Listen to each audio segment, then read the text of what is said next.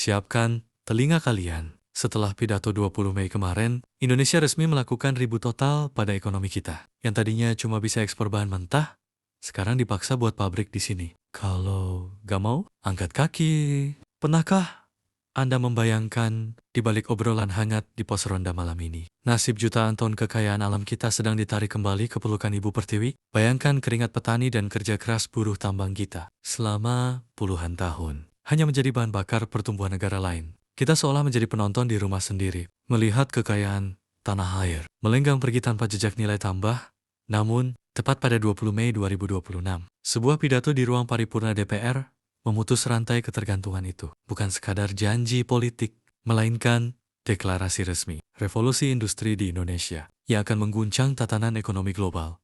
Penasaran? Jadi, begini ceritanya. Presiden Prabowo Subianto menegaskan bahwa era jualan bahan mentah telah usai. Hilirisasi kini bukan lagi jargon, melainkan perintah konstitusi. Pemerintah menerapkan sistem ekspor satu pintu melalui BUMN di bawah kendali PT Danantara. Bagi investor asing, pilihannya sederhana. Tetaplah di Indonesia, bangun pabriknya, olah mineralnya, dan ciptakan lapangan kerja di sini, atau Anda akan kehilangan akses atas sumber daya kita. Ini adalah revolusi. Data menunjukkan dengan sentralisasi ini, negara berpotensi mengamankan devisa hingga $150 miliar per tahun. Angka yang selama ini menguap karena praktik under-invoicing kini akan berputar kembali menjadi mesin ekonomi nasional. Kita sedang menyaksikan transisi besar. Mulai 2027, transaksi ekspor akan terintegrasi dalam platform digital nasional yang transparan. Ini adalah wajah baru Indonesia. Sebuah